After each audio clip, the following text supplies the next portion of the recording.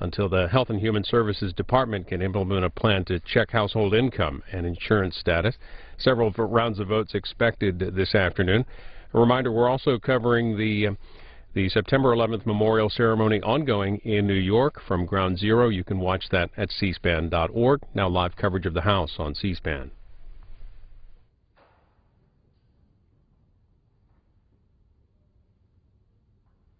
The House will be in order. Prayer will be offered today by our chaplain, Father Conroy. Let us pray.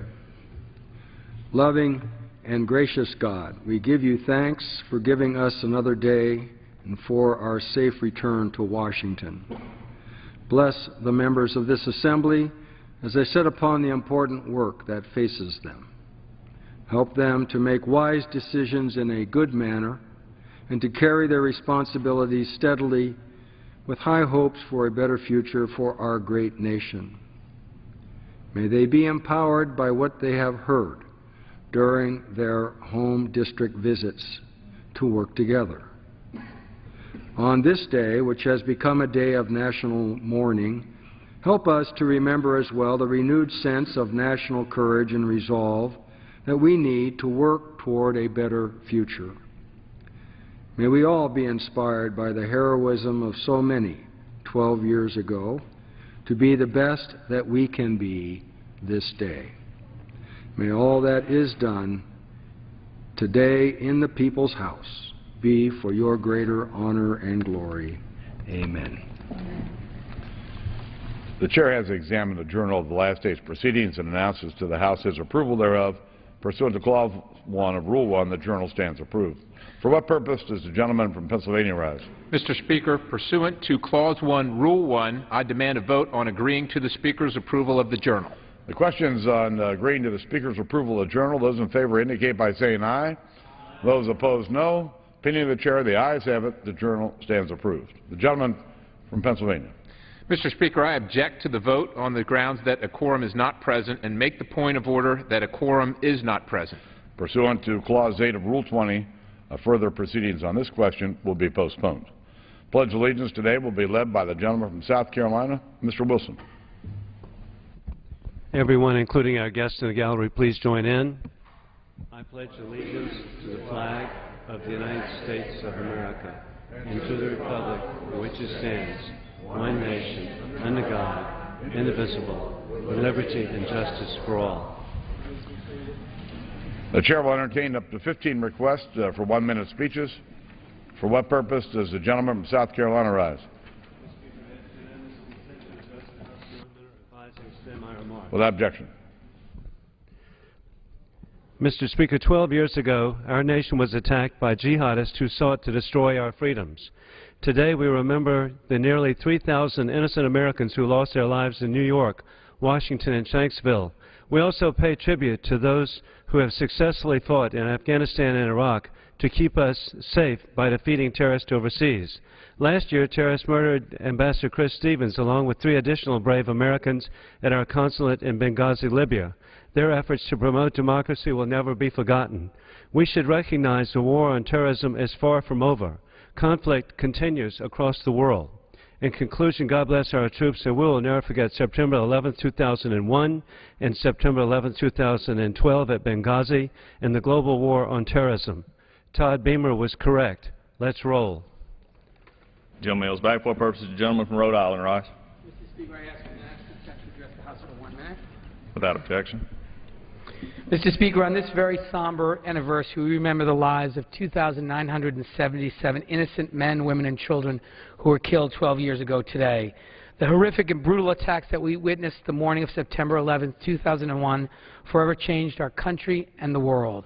But even during these difficult hours, we also saw inspiring examples of the very best that America has to offer. We saw first responders who worked day and night searching for survivors at the World Trade Center. We saw thousands of men and women in uniform bravely answer the call to serve our nation in a new kind of war, a war against terrorism. And we saw Americans all across this great nation come together united in the certainty that we would recover from this tragedy, hold the perpetrators accountable, and do everything we could to protect our nation. And as we face a new set of challenges today, let us recall the inspiring examples that we saw 12 years ago and remember that we are all Americans united by a shared set of values and ideals. But most of all, let us honor the lives that were lost and continue to pray for the comfort and peace of all those who still mourn today. I yield back the balance of my time. Gentleman yields back. For what purpose, the gentlewoman from Missouri rise? Speaker, I ask unanimous consent to address the House for 1 minute. Without objection. Mr. Speaker, for the past 12 years, September 11th has been a day of solemn remembrance in America, and 1 year ago it was a day of violence in Benghazi that ended with 4 dead Americans during a planned terrorist attack. Mr. Speaker, as a former United States ambassador, I rise today in honor of Ambassador Chris Stevens, Information Officer Sean Smith, and Navy SEALs Glenn Doherty and Tyrone Woods. Their families and the American people deserve answers. They deserve the truth and, more importantly, justice. 1 year later, there are still so many unanswered questions. Why did we not answer the cries for greater security at the U.S. consulate? Why in the days, weeks, and after Benghazi did the administration lie about the terrorist attack? And who gave the stand-down order? It is shameful that the Obama administration has refused to track and punish those who attacked and murdered these 4 Americans. The American people deserve answers. The Congress should convene a select committee to investigate the terrorist attack in Benghazi. The victims' families deserve the truth. The American people deserve a commander-in-chief that stands for strength, liberty, and justice. I yield back. The gentlelady's time has expired. For what purpose, the gentleman from California rise? Seek unanimous consent to address the House for 1 minute and to revise and extend my remarks. Without objection.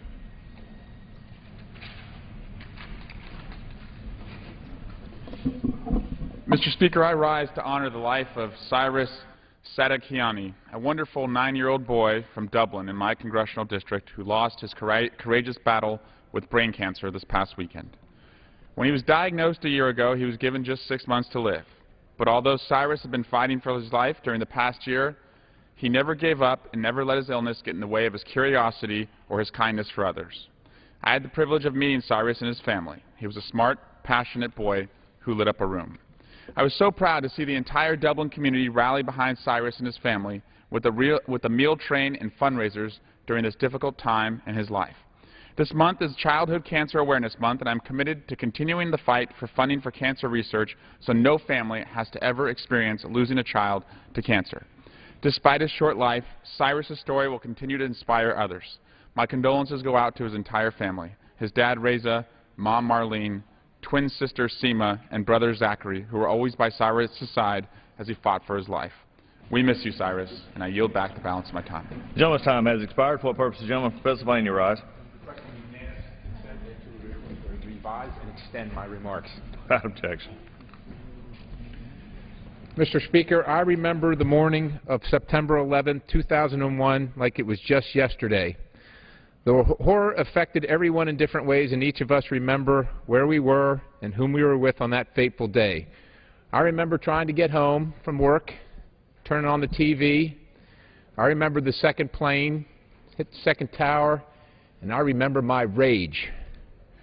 While America has begun to heal from the wounds of those cowardly and terrifying acts over the last decade, the scars remain. With each passing year, this anniversary serves as a moment for reflection and a time to remember the brave and selfless acts of our first responders and the ordinary citizens who committed extraordinary acts of heroism. Most importantly, we will never forget the thousands of innocent people who died in New York, Pennsylvania, and Virginia. So today, I join my fellow Americans in prayer and remembrance of those who lost their lives on that fateful day. I also will pause to remember the selfless men and women at home and abroad defending our freedoms and liberties to prevent such a horrific day ever again from occurring. Today and always, Americans will not forget. I yield back. The gentleman yields back. For what purpose, the gentleman from Pennsylvania rise? Speaker, I ask unanimous consent to address the House for 1 minute and to revise and extend my remarks. Without objection. Mr. Speaker, I rise to remind my colleagues that we are still operating this nation under the ridiculous sequester budget. It has been months since these across-the-board cuts were enacted, devastating so many important programs that Americans rely on. The purpose of the sequestration was to create a scheme of cuts so odious that Congress would do anything possible to avoid them. They went into effect, and we need to work together now to find a compromise to fully reverse these automatic, indiscriminate spending cuts. Leaving them in place will continue to hurt our economy. In fact, sequestration will cost about 750,000 jobs by the end of this year, according to the CBO. Remember, budgets are statements of priorities, and we should not be asked to place a higher value on airline delays in lieu of Head Start, SNAP, Meals on Wheels, FEMA's Disaster Relief Fund, and public safety, to name only a few. I yield back. The gentleman's time has expired. For what purpose the gentleman from Kansas rise? Seek unanimous consent to address the House for 1 minute. Without objection. Mr. Speaker, today we pause to remember and reflect upon the heartbreaking attacks our nation suffered on the morning of September 11, 2001. We remember the lives lost at the World Trade Center, at the Pentagon, and the passengers on hijacked planes. We remember the bravery of all the first responders who charged towards the flames and smoke to help their fellow Americans reach safety. We remember the courageous service of the brave men and women in our armed forces and their families as they rose to the moment, responding with force to the cowardly attacks suffered by our great nation. We remember a proud and strong United States of America, torn apart by terrorist attacks, but united by unyielding and unbending resolve. Today we honor the determination of our nation, which rose from the rubble to rebuild not just buildings, but our American spirit. Mr. Speaker, on today's anniversary, we remember to honor the legacies of those we lost today. We remember the best of the American patriotism and unity in the moments and days immediately after, and we remember to always keep our servicemen and women in our best thoughts and prayers. God bless the United States of America. The gentleman yields back. For what purpose the gentlewoman from Texas rise? Without objection. Thank you. Speaker, I was in this very building on 9/11. Was here with members of Congress, engaged in a meeting, and obviously not paying attention to the crisis around us until the instruction was given to flee. And as we came out of offices and meeting rooms to see those who were fleeing and those who were trying to protect leadership, and others of us who were told to flee and hit the ground. But in actuality, what we began to think of is our loved ones in our district. We thought of America. And then after the fact, we thought of the brave souls that actually were saving lives in the Pentagon. As we saw the billowing smoke, we heard the rumors of the White House, the State Department. We thought of those who we had originally seen in New York, and as well we thought of those very, very historic and heroic souls in Pennsylvania. Having gone to Ground Zero in the early stages where they were still in the recovery stage, I saw first responders still going, still pushing to be able to recognize and to find souls for their loved ones. And so today I hope that we will honor those who lost their lives in terrorist acts. And Mr. Speaker, if I might say that we adhere to Isaiah 40:31, no matter what our faith. But they that wait upon the Lord shall renew their strength, and they shall mount up with wings as eagles. They shall run and not be weary, and they shall walk and not faint. I hope America's future is in peace Has expired. for those lost souls that we lost. I yield back. Gentleman's time has expired. For what purpose the gentleman from California rise? Without objection.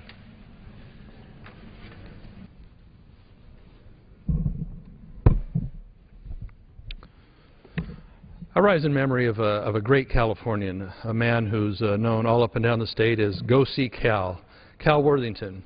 Maybe if you're a Californian, you've probably seen his ads starting back in the 50s of Cal and his dog Spot. He was also a great hero as a World War II airman and pilot. We know him in Northern California for his ranch he has in the Orland area, the Big W Ranch. And in most recent years, he never quit giving. He helped out with the Glenn Medical Center with an annual event we called Splendor in the Valley there that he hosted at his ranch, which is a huge success for the hospital and just goes to show Cal's big heart. And we miss him already in Northern California, as does all the state, because he's just a one-of-a-kind man that you'll never replace. His character, his humor, and what he does to keep giving the community. We lost Cal here the other day at the age of 92, and we'll always remember him. And Splendor in the Valley will go on with its 10th anniversary this year in his honor. I ask this place to adjourn in his memory today. Thank you. Gentleman yields back. For what purpose the gentleman from California rise? Without objection. Mr. Speaker, I'm pleased with the recent diplomatic proposal to address this terrible crisis in Syria. Peace takes courage, and I'm proud we have a president who is willing to embrace this diplomatic option. The proposals by Russia and Syria have raised the possibility of a real diplomatic solution to the crisis, with Syria possibly agreeing to accept international control of its chemical weapons stockpile. I hope that this proposal bears fruit and that the President will do everything he can to make it a reality. But we cannot pretend that military action is a good alternative. Violence must not be mistaken for strength, and our limited strike risks igniting a dangerously unlimited conflict. Dr. Martin Luther King Jr. knew what he was talking about when he said, "Returning violence for violence only multiplies violence, adding deeper darkness to a night already devoid of stars." Let us give peace a chance to solve the problems that military strikes could not begin to address. Young lady's time has expired. What purpose is the gentleman from Michigan rise?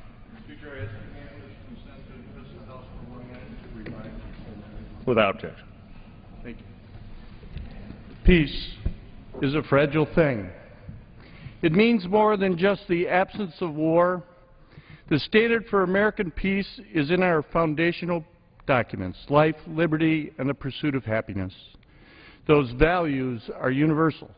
They serve as a beacon of hope in times of war and an example to a world filled with oppressors, dictators, and terrorists. With the creation of the Bill of Rights, our founding fathers knew that in this place, the world's people would come together and live in peace. In this place, anyone with a good idea can succeed and thrive. In this place, if you can dream it, you can do it. The openness of our society serves as our nation's greatest strength. The enemies of peace and freedom do not care what we look like. They do not care who we vote for, and they do not care in what part of town you live. On that fateful September day, they attacked us as a whole. We responded by helping our neighbors in their distress and turned lonely strangers into heartfelt friends as our nation grieved together. Today, in solemn remembrance of those who lost their lives working to follow their American dream, we must also remember what we truly represent. Out of many, one, the last, best hope of mankind. Thank you. Gentleman's time has expired. What purpose does the gentleman from California rise? The House for 1 minute to rise and extend my remarks. Without objection. Mr. Speaker, I rise today to highlight some of the negative effects the sequester has had on the residents in my district and across the country. Just yesterday, I met with a young cancer survivor who would not be here today without the help of critical research conducted by our federal agencies and health agencies.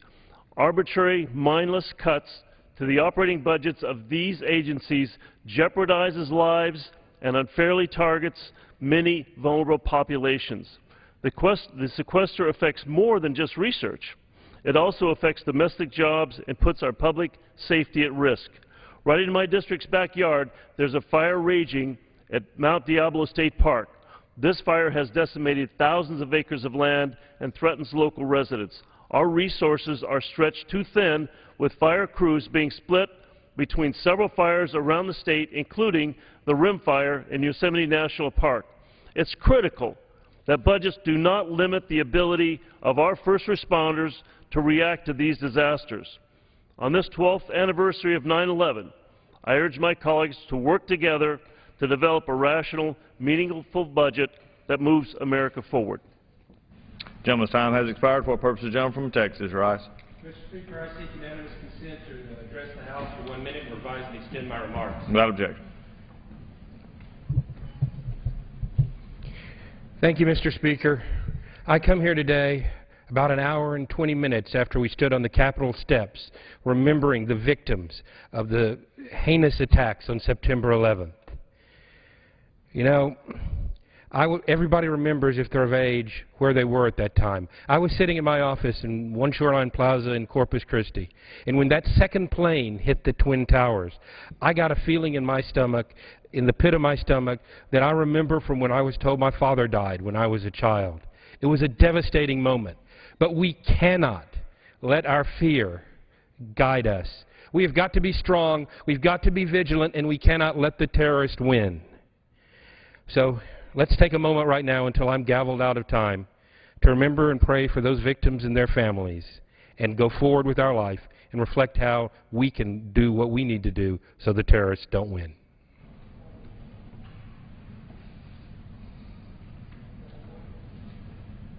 Thank you. I yield back. The gentleman yields back. For what purpose does the gentleman from Oregon rise? Without objection. Thank you, Mr. Speaker. This is indeed a sober day of reflection on the events of 9/11. 12 years ago today, I was on the floor of the House when we got word of the first attacks. And it unleashed a series of horrific events.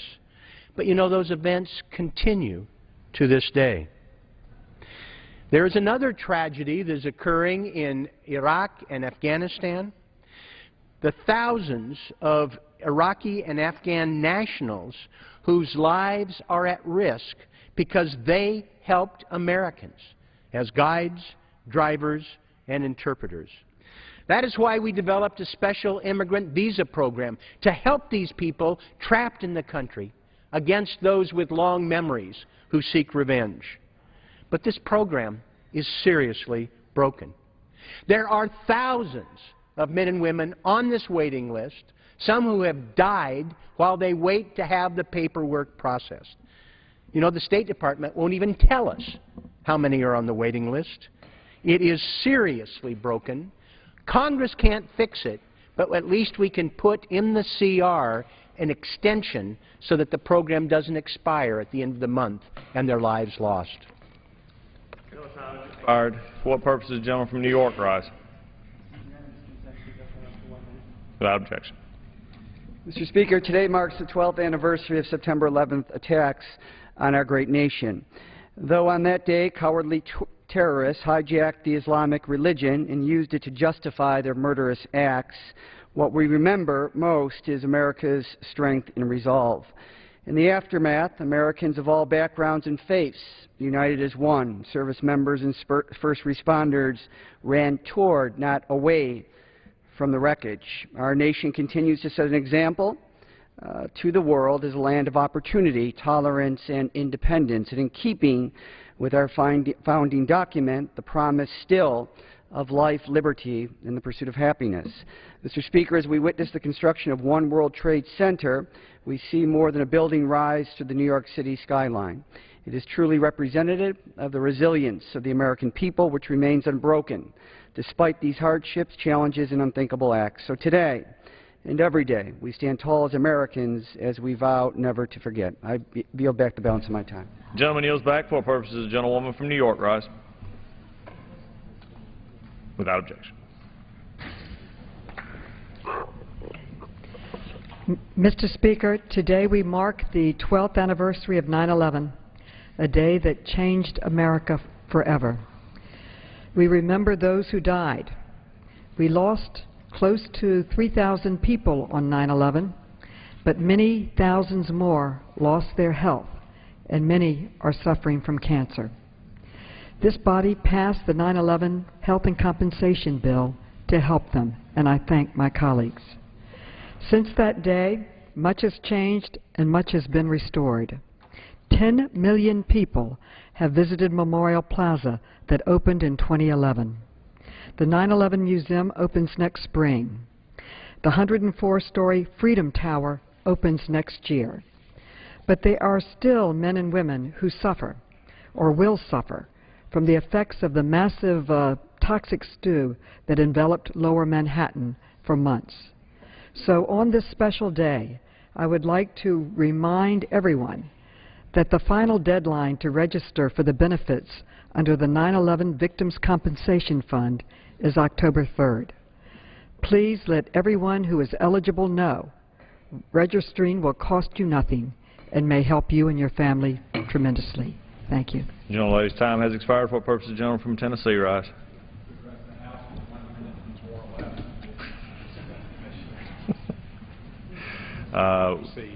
Without objection. Thank you.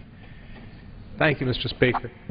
Today is 9/11. We've all talked about it. And when I think about 9/11, I mostly think about the victims, obviously, but the first responders who were also victims. Firemen and policemen in New York City and that area that rushed into harm's way and lost their lives trying to protect others.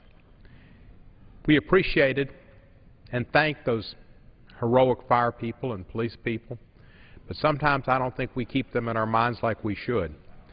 They're public employees, they're middle-class Americans, they're having a tough time, and we need to always appreciate the sacrifices they make, the people that keep our liberty here in this country and keep us safe from crime and from horrific circumstances. So I thank the first responders. I appreciate what they did on 9/11 and what they do every day. Thank you, Mr. Speaker, and I yield back the balance of my time. The gentleman yields back. For what purpose does the gentlelady from California? Without objection. We all have extremely vivid memories of this day 12 years ago. Personally, I remember seeing the clouds of smoke from the Pentagon through my office window, and the panic feeling I had as I searched all day for my children who live in New York City, but I couldn't reach. I recently saw the emptiness that we all felt captured at Memorial Plaza. We can honor those we lost by remembering that after the immense tragedy of that day, we rose as a nation, united in the belief that there was no obstacle we could not overcome together. Have we lost that spirit? Many would say that this Congress has been installed on the best way to lead this nation, focusing too much on what divides us, losing sight of what brings us together. It is my hope that we will put aside our differences and come together for the American people. Let us use the sad, traumatic reminder of today and remember that we are all Americans and we all want what is best for our families, our communities, and our country. The gentlelady's time has expired. For what purpose does the gentlewoman from California rise?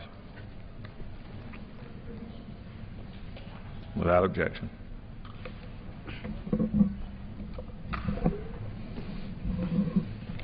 Thank you, Mr. Speaker. Today I rise asking my colleagues to join together to end the sequester. Many constituents and many business owners have expressed this question over the last 6 months. What is Congress going to do about ending the sequester cuts? My district has military and federal contractors that are impacted by these cuts. Head Start programs are serving fewer children, while nutrition programs that serve seniors, such as Meals on Wheels, are also being cut. Sequestration affects our economy and the most vulnerable of our nation. That is why we need a balanced approach to repeal sequestration. We need to reach a compromise on a real plan and work out the differences between the House and Senate budget to end sequester cuts. Thank you, and I yield back my time. Gentlelady is back. For what purpose the gentlewoman from Hawaii? Request unanimous consent to address the House. Without objection. Mr. Speaker, I rise today to recognize the life of Derek Lionel Martin. Derek was a son of Hawaii, born and raised on the island of Oahu. At an early age, Derek displayed the intelligence, integrity, and vision needed to be an exemplary American. In 1978, he enlisted in the United States Army before becoming a member of the Hawaii Army National Guard in 1983. He served honorably until 2001, when he chose to continue his commitment to the United States as a member of the Hawaii Air National Guard. He also served as an officer in the Honolulu Police Department for 25 years. As a veteran of Operation Enduring Freedom and Operation Iraqi Freedom, Derek truly understood what it meant to sacrifice for others. A true patriot, he was a man of compassion, understanding, and unwavering resolve. His wife Joanne and 2 sons, Michael and John, are his greatest legacy and will continue to share Derek's aloha. On behalf of the 1st Congressional District of Hawaii and the entire state of Hawaii, I would like to bid a fond aloha to Derek and thank him for his selfless contributions to the defense of our country. As we say in Hawaii, a hui ho, Derek, until we meet again. Gentlewoman's time has expired. For what purpose the gentleman from Colorado rise? Wish to address the House for 1 minute, revising extended remarks. Without objection. Mr. Speaker, I rise today to congratulate the Boulder Weekly, an alternative newspaper based in my hometown of Boulder, Colorado, on 20 years of publication. A challenging feat for any newspaper, even more so for a newspaper that's freely available to readers both in Boulder County, where print editions are freely distributed, as well as nationally over the Internet. They've had a number of in-depth, incisive reports that have uncovered human rights abuses within our own prison system in Colorado, given detailed coverage on the impact of organic farming practices and GMOs and fracking. It's very difficult these days to find a trusted investigative news source, and the Boulder County community is very fortunate to have one in the Boulder Weekly, and I rise to congratulate them on their 20th anniversary. I yield back the balance of my time. The gentleman yields back. For what purpose the gentleman from Texas rise? Mr. Speaker, by the direction of the Committee on the Rules, I call up House Resolution 339 and ask for its immediate consideration. The clerk will report the resolution. House Calendar Number 51, House Resolution 339. Resolved, that upon adoption of this resolution, it shall be in order to consider in the House the bill H.R. 2775 to condition the provision of premium and cost-sharing subsidies under the Patient Protection and Affordable Care Act upon a certification that a program to verify household income and other qualifications for such subsidies is operational and for other purposes. All points of order against consideration of the bill are waived. The amendment printed in the report of the Committee on Rules accompanying this resolution shall be considered as adopted. The bill as amended shall be considered as read. All points of order against provisions in the bill as amended are waived. The previous question shall be considered as ordered on the bill as amended and on any amendment thereto to final passage without intervening motion except one 1 hour of debate with 40 minutes equally divided and controlled by the Chair and Ranking Minority Member of the Committee on Energy and Commerce, and 20 minutes equally divided and controlled by the Chair and Ranking Minority Member of the Committee on Ways and Means, and 2, 1 motion to recommit with or without instructions. The gentleman from Texas is recognized for 1 hour. Mr. Speaker, for the purposes of debate only, I yield customary 30 minutes to the gentleman from Colorado, Mr. Polis, pending which I yield myself such time as I may consume. During consideration of the resolution, all time yielded for the purpose of debate only. Without objection. Mr. Speaker, I ask unanimous consent that all members have 5 legislative days to revise and extend their remarks. Without objection. Mr. Speaker, House Resolution 339 provides for consideration of House Resolution 2775, the No Subsidies Without Verification Act of 2013. This is a critical bill as the Obama administration begins to implement and sign up people for the insurance exchanges in literally less than 3 weeks' time.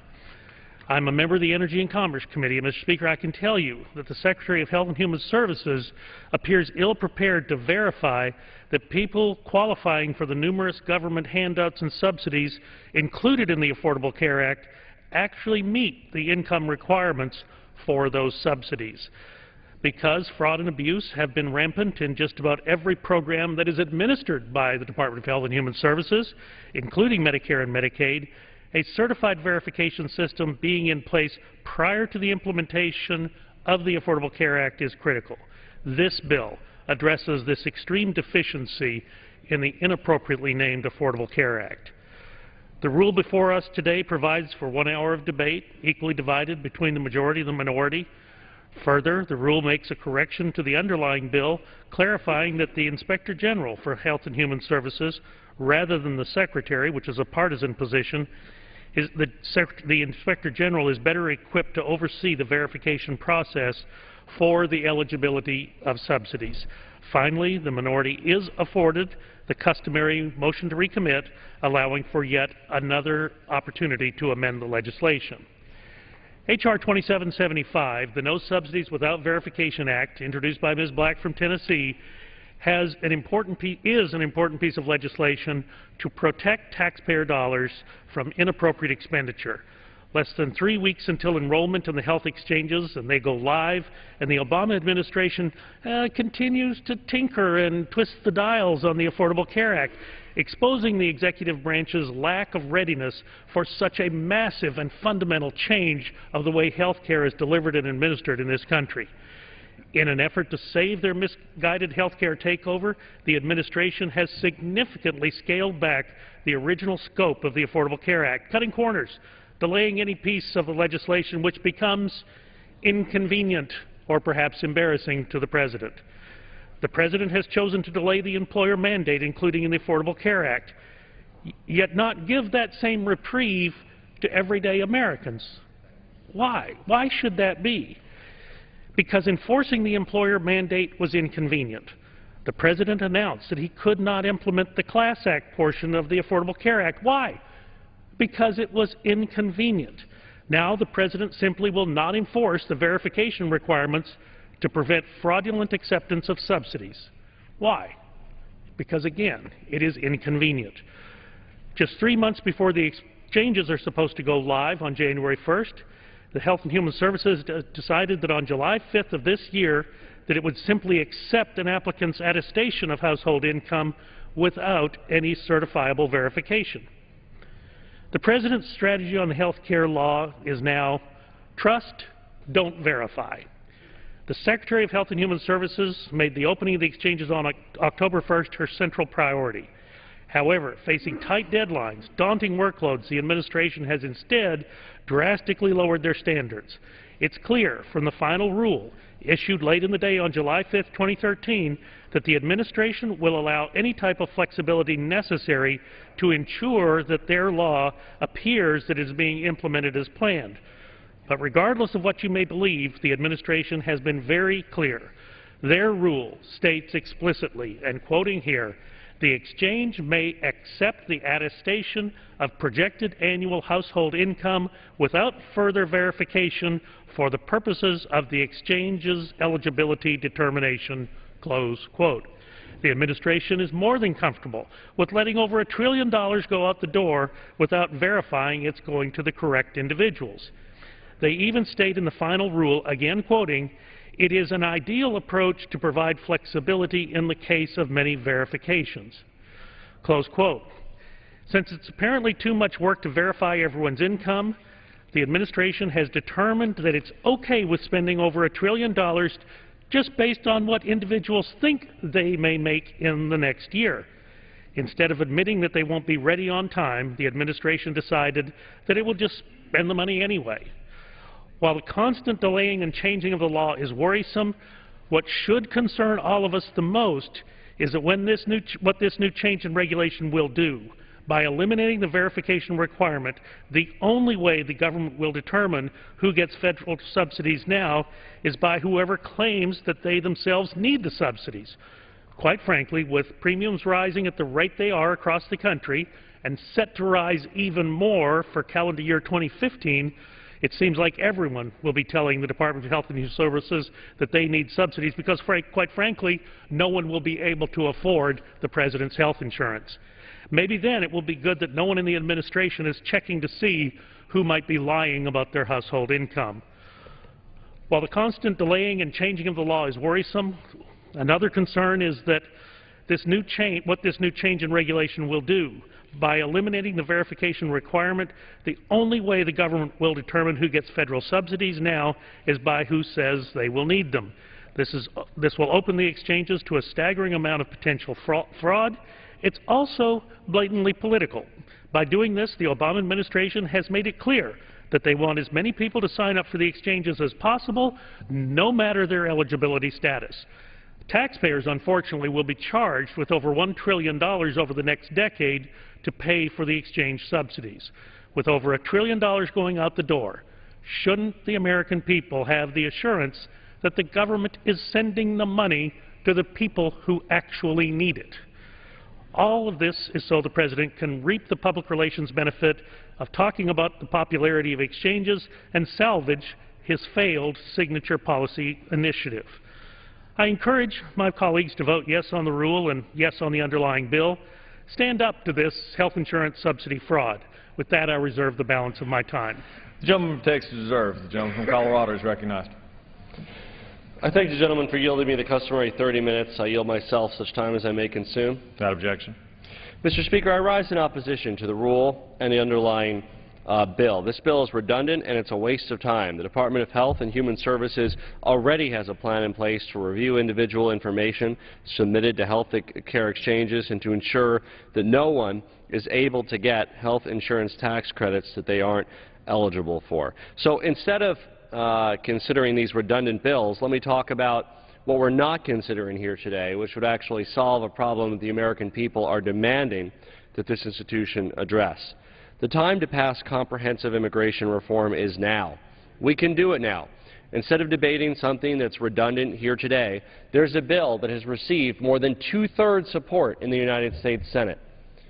And if this body can act on it and send it to President Obama's desk, finally we will be able to do something to create jobs and increase our competitiveness in the global economy, lower our deficit, ensure our security, and reflect our values as Americans and prevent the undermining of the rule of law that occurs every day. That we have over 10 million people in this country that are undocumented and lack documentation, violating our laws. This institution can fix that now. The Senate has acted, let the House act.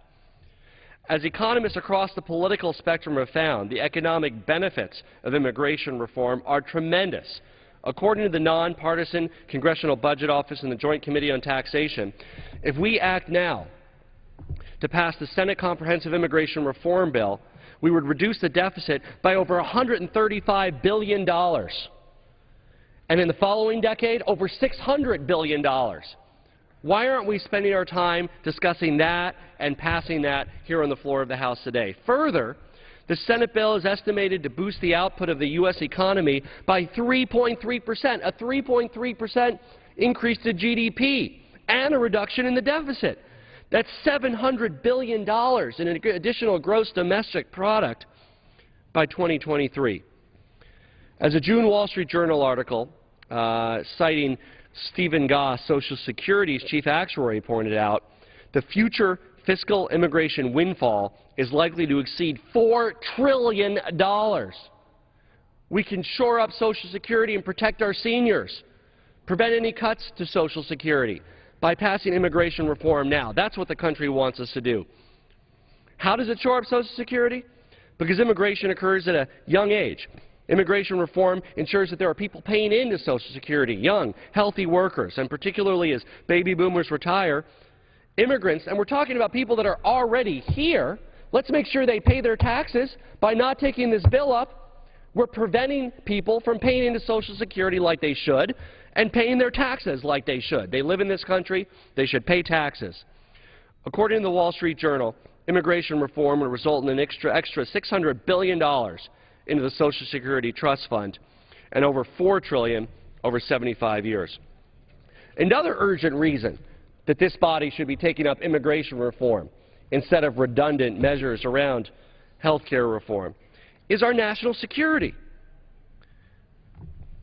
We currently have a porous border, and while progress has been made, in fact, in 2011, the number of illegal border crossings was the lowest since 1972, it was still 327,000. 327,000 people illegally crossed our border. What does that say about our security as our country, our ability to enforce our immigration laws, when over 300,000 people have illegally crossed the border? Well, there's a solution. It's ready to pass. Let's talk about it, not redundant bills that don't do anything and aren't going anywhere. The Senate Comprehensive Immigration Bill, while of course not perfect, includes unprecedented border and interior enforcement measures. The bill includes increasing the number of full-time Border Patrol agents from 21,000 to 38,405, mandating an electronic exit system at all ports where Customs and Border Protections agents are deployed, constructing at least 350 additional miles of fencing, bringing the miles of high-tech border fencing to 700. constructing additional border control stations and operating bases, mandating 24-hour surveillance of the border region using mobile, video, portable systems, as well as unmanned aircraft, and deploying 1,000 distress beacon stations in areas where migrant deaths occur.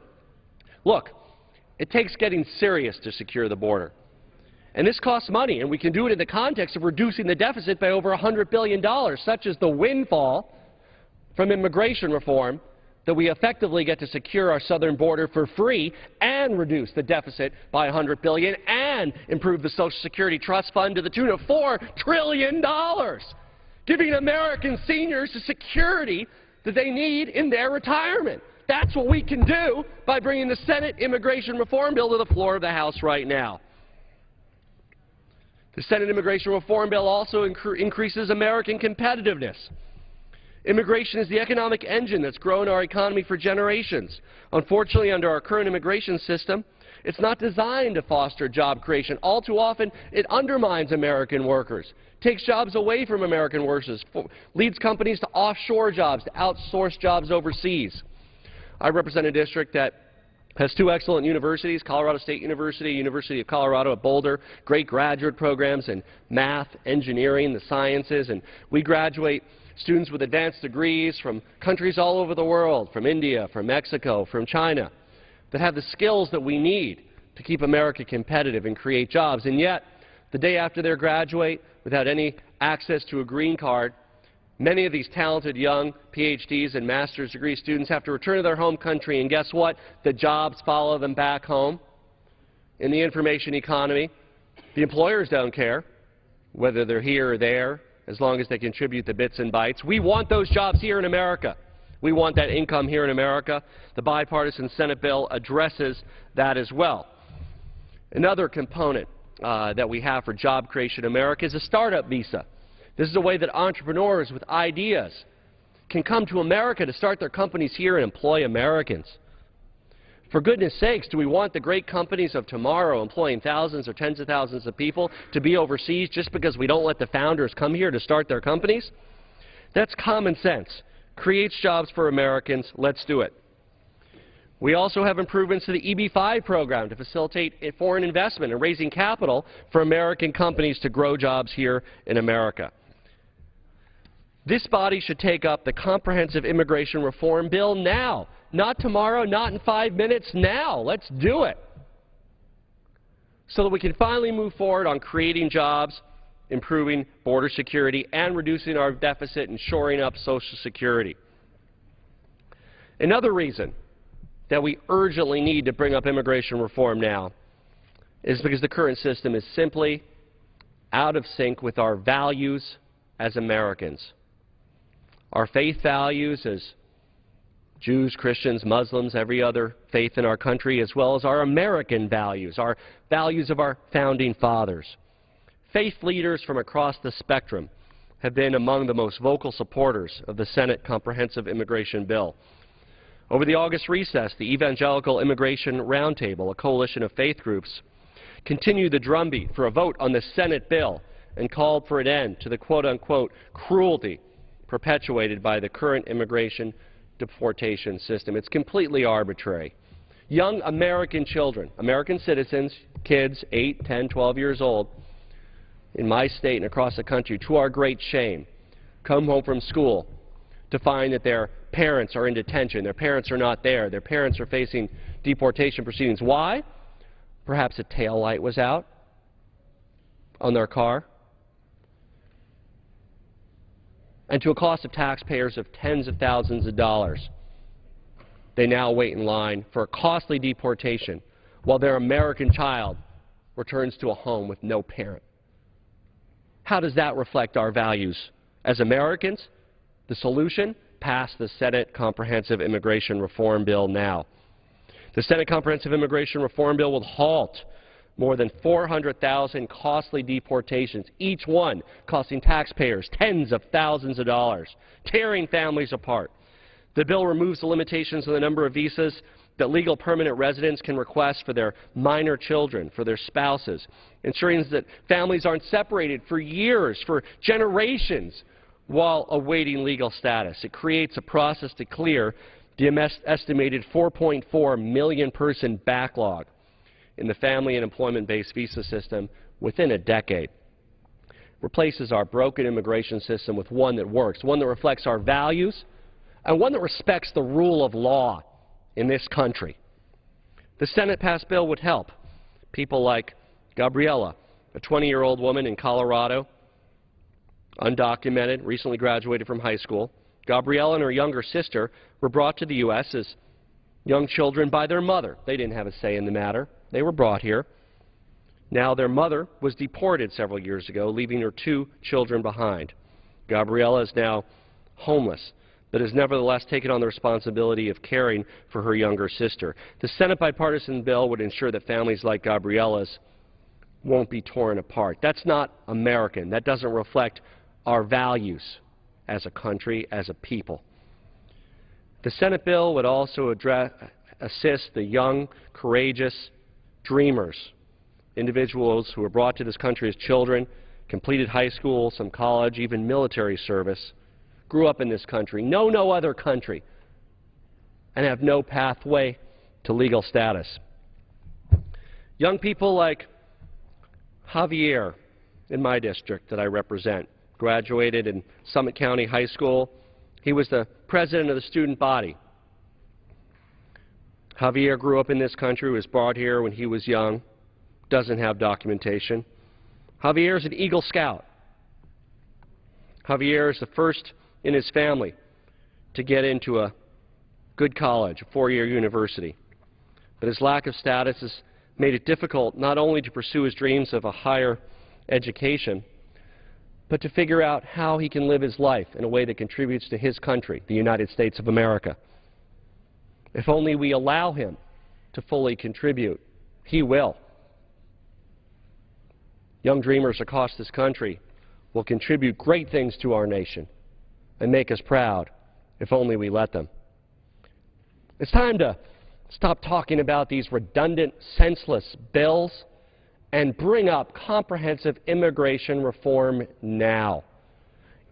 It's a big part of the solution to our fiscal problems, reducing the deficit, shoring up Social Security, finally getting serious about enforcing our border and enforcing employment verification to prevent companies from hiring people illegally.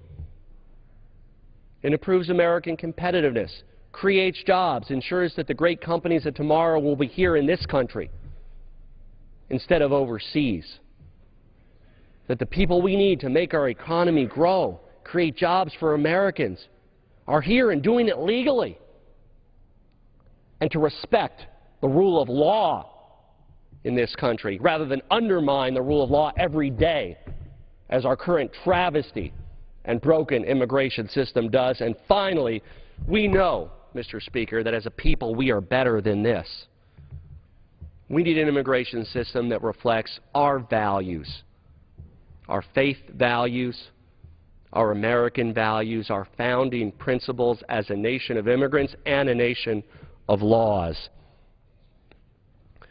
Mr. Speaker, today's debate is really not about the Affordable Care Act or even health care in general. It's politics, it's redundant. I'd ask my friends on the other side of the aisle, why are we not focused on fixing our broken immigration system when we have a bipartisan bill that 2/3 of the Senate has supported, that 75% of the American people support, that the President has expressed a willingness to sign? Let's bring that bill up, debate that bill, pass that bill, and solve a problem that the American people are crying out for a solution for. I reserve the balance of my time. Gentleman from Colorado reserves the balance. Gentleman from Texas recognized. I thank the Speaker for the recognition. You know, the Senate passed bill, my understanding from recent discussion with House parliamentarian, has not arrived in the House. The reason it has not arrived in the House is because it has an origination problem. Now, the Senate, in its haste to rush a bill through, didn't get it right. So as a consequence, that bill cannot come in the House. But we're here today to debate the rule for H.R. 2775. Now, one of the things that I do feel obligated to point out, whether it's comprehensive immigration reform, whether it's any of the other things that people talk about, if you have an executive branch that only selectively enforces parts of laws that it wants to, why wouldn't the American people fear what might come out of the selective enforcement of a comprehensive immigration law? Let me quote to you from the Patient Protection Affordable Care Act, signed into law by President Obama on March the 21st of 2010. Section 1513, Section D. This is a section that deals with the employer mandate. Section D, effective date. The amendments made by this section shall apply to months beginning after December 31st, 2013. That doesn't sound ambiguous. That doesn't sound difficult to comprehend. And yet we are told that selectively the President has decided he doesn't want to enforce this. It is inconvenient for him to enforce this. It runs counter to what some of his friends and some of the largest corporations in this country are telling him that they want. Not what the American people want, but what they want. And the President simply suspends this part of the law, suspends it in a blog post on July 2nd of this year. So this is a fear that people have in my district. How do we trust that this President is going to enforce the laws that under the Constitution he is told that he must enforce? How do we trust the Attorney General, who has sort of selectively decided what laws suit his purpose and what laws don't, and selectively enforces those laws? Look, why we are here today is because of the administration's selective enforcement of their law. I wasn't in favor of the Patient Protection Affordable Care Act. I voted against it. I voted against it in committee. I voted against it in the House version. I voted against it after it came back from the Senate. I'll vote against it every chance I get. But the fact of the matter is, the President signed into the law and then decided it's inconvenient. So when the effective date reads, the amendments made by this section shall apply to months beginning after December 31st, 2013, the President decides that's inconvenient, and he doesn't want to do that anymore. So he just suspends it. Even though the law is the law, we never took a vote on that. We never said, Mr. President, we're with you or against you on this. He simply decided. That's not the way this country is to run. That's not our constitutional republic that our founders envisioned for us. This is unilateral government by a ruler, which by definition is not allowed under our Constitution. I urge my colleagues to vote in favor of the rule. I urge my colleagues to vote in favor of the underlying bill, and I reserve the balance of my time. Gentleman from Texas reserved. Gentleman from Colorado is recognized. Mr. Speaker, are we serious about border security? Is the border going to secure itself? 300,000 illegal crossings last year. That's almost 1,000 a day. That's 1,000 tomorrow. Congress is sitting around discussing this stuff. That's 1,000 the next day. That's 1,000 the next day, every day. 1,000 people illegally entering this country. Who knows who they are? Who knows if they represent a security risk? Well, there's a solution. Let's get serious. Let's increase the number of Border Patrol agents. Let's implement high-tech measures at the border. It's not rocket science. In fact, guess what? Our friends in the Senate have figured it out. They passed an immigration reform bill that includes provisions that get serious about enforcing our southern border, that will substantially reduce, if not eliminate, illegal crossings. And it won't happen by itself. We have to pass it. We have to bring up that bill and pass it rather than redundant measures that don't do anything. Mr. Speaker, the coalition of evangelicals have put together an excellent statement of principles on immigration reform. The evangelical Christian leaders have called for a bipartisan solution that respects the God-given dignity of every person, protects the unity of the immediate family, and respects the rule of law. Mr. Speaker, I'd like to submit this policy statement to the record. And it's not only people of faith, it's every American who, as we stare in the mirror at night, vast majority of whom know that our grandparents, our great-grandparents, perhaps great-great-great-grandparents going to the Mayflower, somewhere along the line, Mr. Speaker, our predecessors, our parents and our grandparents came to these shores seeking opportunity, hope, and freedom, just as so many immigrants do today. And we can create a pathway to citizenship for people that are already here, who already contribute to our country, to ensure that they do so legally instead of extra-legally. Of course, getting behind those who are already in line through our current legal system.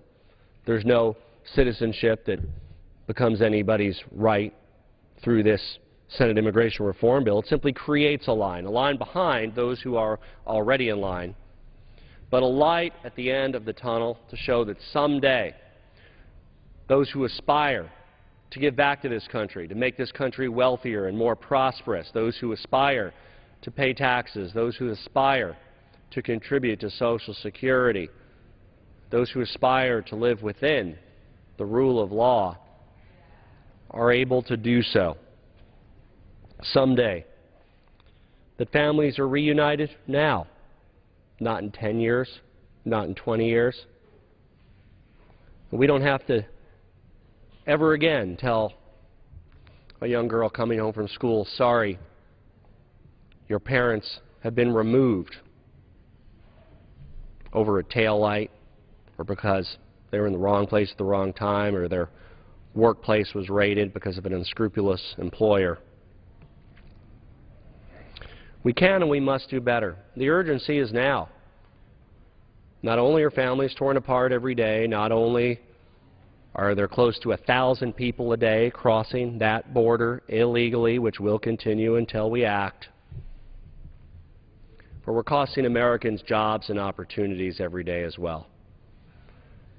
Entrepreneurs and founders and folks that are looking at where to start their next great company that will employ thousands or tens of thousands of people are turning away from our shores. We're turning them away from our shores. Mr. Speaker, I call upon my colleagues to take up comprehensive immigration reform and pass the Senate bill now. I reserve the balance of my time. The gentleman from Colorado reserves. The gentleman from